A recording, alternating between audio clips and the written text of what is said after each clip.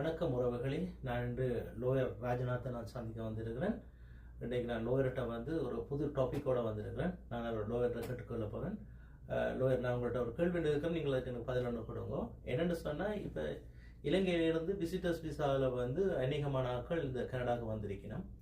அதிலும் குறிப்பாக வந்தவர்கள் விசிட் விசாவில் வந்தவர்கள் தங்களை அகதியாக கோரி இந்த நாட்டில் அவையிடம் கேட்டிருக்கிறோம். ஆகையினால அந்த அந்த ரிஃப்யூஜி கேஸை அநேகர் லோயர் என்று சொல்லி அநேகர் இந்த நாட்டில் இருந்து ஒர்க் அவுட் பண்ணி அவைக்கு இந்த வேலை செய்து கொடுப்பதாக அதிகமான பணங்களை அவையிட்டு அறவிட்டு கொண்டிருக்கணும்.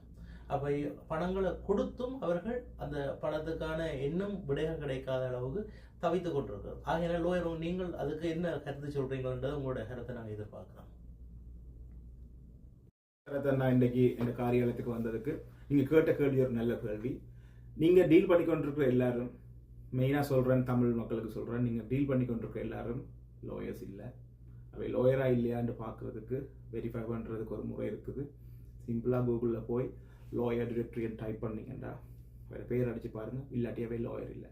அவை அப்படி லோயர்னு சொல்லி ஏமாத்தினம் என்றால் சட்டப்படி தரவர் அவைக்கு எதிராக நடவடிக்கை எடுக்க முடியும். இது நான் அடிக்கடி சொல்லியிருக்கிறேன். மற்றது இங்கே டெம்பரரி ரெசிடென்ட் விசாஸில் இங்கே ஏதோ ஒரு காரணத்துக்காக இலங்கைக்கு போக முடியல, இந்தியாவுக்கு போக முடியலன்ட்டு இங்கே இந்த அசைலம் கேட்குற ஆக்கள் மிஸ்லீட் பண்ணப்படுறீங்க. பிள்ளையான ஆக்கள்கிட்ட போகிறீங்க. உங்கள்ட்ட இருக்கிற காசுகள் எல்லாத்தையுமே எடுக்கணும். ஒரு சரியான கொடுத்த காசுக்கு ப்ரூஃப் இல்லை.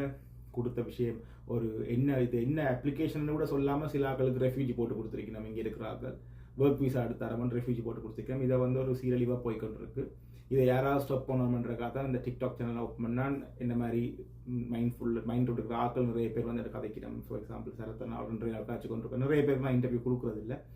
ஒரு சில ஆக்களை தேர்ந்தெடுத்தா நான் இவரை கதைக்கிறேன். ஏன்னா நிறைய பேர் இப்படி காய்ச்சி போட்டு அங்கால போயிட்டு பிஸ்னஸ் பார்க்குற ஆக்களும் இருக்கணும். எனக்கு எல்லாரையும் தெரியும். அதால் நான் சரியான கேர்ஃபுல்லாக தான் செய்கிறேன். நான் மற்றது தமிழாக்கள் நிறைய பேர் இங்கே இந்த ஒரு கைடன்ஸ் இல்லாமல் காசையும் கொடுத்துட்டு ரோட்டாக பஸ்ஸுகளையும் இங்கேயும் அங்கேயும் அலைஞ்சு கொண்டு ஃபோன் பண்ண ஆன்சர் இல்லை, கொடுத்த கேஸுக்கு என்னன்னு தெரியாது, ஆங்கிலம் தெரியாது, இந்த பிரச்சனை இருக்கிறீங்க. என்னால் முடிஞ்ச அளவு உதவி செய்கிறேன். எனக்கு நிறைய ஃபோன் கால்ஸ் வர்றது எல்லாம் ஆன்சர் பண்ண டைம் இல்லை. என்னால் முடிஞ்ச அளவு நான் உதவி செய்யணும்னு இருக்கிறேன்.